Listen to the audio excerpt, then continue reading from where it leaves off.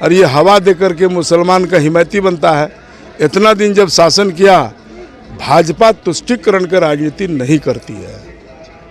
हम सबके विकास की बात करते हैं और कांग्रेस के लोग विपक्ष सब दिन बीजेपी को ही गाली दे करके वोट लिया है। देश हित राष्ट्र हित में उसको कुछ नहीं करना है। परिवार की पार्टी है, खानदान की पार्टी है। तो एक तरफ परिवार है, एक तरफ राष्ट्रवादी विचारधारा भारतीय जनता पार्टी की पार्टी है, जो सबका साथ, सबका विकास, सबका विश्वास और सबका प्रयास से देश को मील का पत्थर साबित होगा। और करोड़ों लोग जिनको आज यह मान्यता मिला है नागरिकता का कानून का अधिकार, वह उनके लिए दुआ करेंगे। और निश्चित रूप से यह ऐतिहासिक कदम है और सराहनीय को भगाने का कानून नहीं लाए हैं, हम किसी को नागरिकता देने का कानून लाए। सर, अभी जो है एक नोटिफिकेशन आया है सीएए को लेकर और पूरे देश में यह लागू हुआ है, इस पर क्या कहेंगे सर? देखिए, तो लागू होना ही था।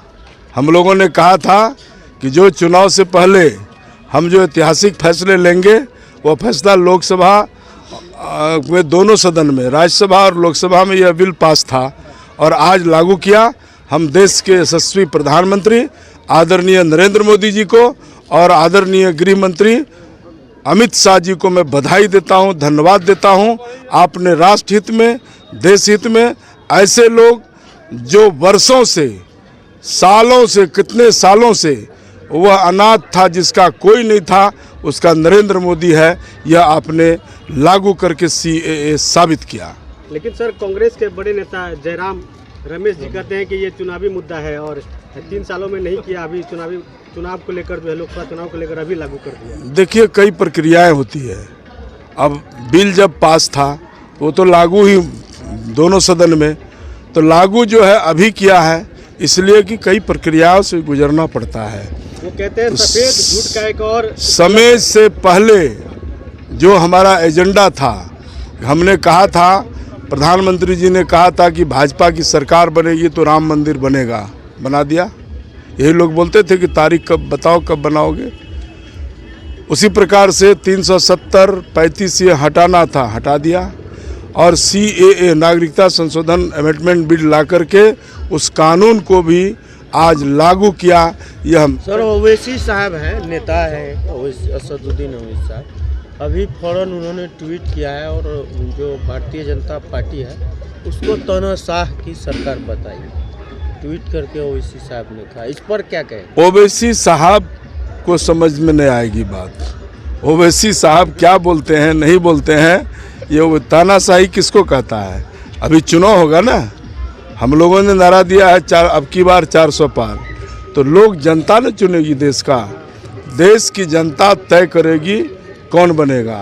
और इस बार काम अच्छा किया तो इसलिए इस बार 400 पार निश्चित होगा। सीएए से अधिकतम जो माइनॉरिटीज के लोग हैं, जो अल्पसंख्यक हैं, वो बहुत कहीं ना कहीं सहमे हुए हैं। क्यों? उनको सहमने की जरूरत नहीं। सीएए का क्या मुख्य उद्देश्य है लाने का? ये हम किसी को भगाने का कानून नहीं लाए हैं, हम किसी को नागरिकता देने का कानून लाए हैं। सीएए सिटीजनशिप अमेंडमेंट बिल, मतलब अधिकार दिया है रहने का। कौन लोग? जो वर्षों से शरणार्थी के तौर पर पाकिस्तान के अंदर से भाग के आया था, उसको प्रताड़ित किया था, उनको कोई सरकार, संविधान में लिखा हुआ है कि उनको अधिकार दिया जा सकता है।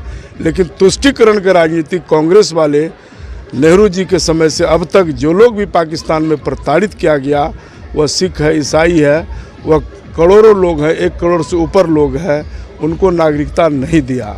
और हमारी सरकार, नरेंद्र मोदी जी ने जो कमिटमेंट किया था कि ऐसे लोगों को सीएए नागरिकता संशोधन कानून बिल ला करके उनको अधिकार देंगे, और जो बोला, देश ने जनादेश दिया, आज उसका कमिटमेंट को हम पूरा किए। कांग्रेस नेता को क्या कहेंगे जो इसको विरोधी बता रहे हैं, इसको क्या कहेंगे? कांग्रेस नेता तुष्टीकरण की राजनीति करते हैं, मुसलमान का वोट को गोलबंद करने के लिए। आप बताइए कि हम किसी मुसलमान को तो दिक्कत नहीं दे रहे हैं। हम उसको नागरिकता दिए हैं जो पाकिस्तान के अंदर से, जो हिंदू सिख भाग के आया, जो उनको प्रताड़ित किया, वो बेसहारा लाचार था। हम किसी को भगाने का कानून तो नहीं लाए हैं।